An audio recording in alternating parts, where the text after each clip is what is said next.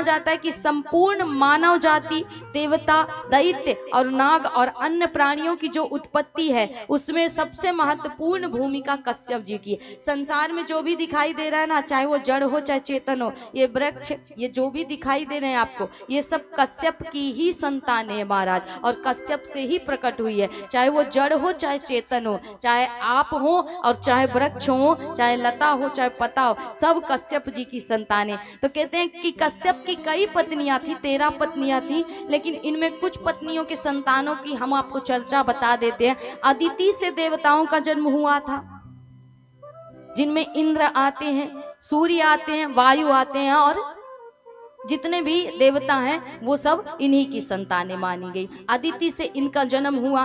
दिति से दैत्य राक्षसों का जन्म हुआ, जिनकी कथा आप सुनने वाले हैं, हिरण्याक्ष और हिरण्यकश्यपु आदि जितने भी राक्षस हुए वो दिति की संतान हुई। फिर उसके बाद दनु से दानव उत्पन्न हुए, और कहते हैं विनता से गरुड़ और अरुण की उत्पत्ति हुई, और इन्हीं की जो पत्नी थी कद्रु, वो नागवंश की माता कहलाई। तो ये जो नागवंश, जितने सर्प देखते हैं ना आप, ये कश्यप की ही संतान है। इसलिए इस संसार को, इस सृष्टि को कश्यप की ही सृष्टि मानी जाती है, और कश्यप की ही ये सारी संतानें हैं महाराज। इसलिए संसार में जो है कश्यप ऋषि का ही है।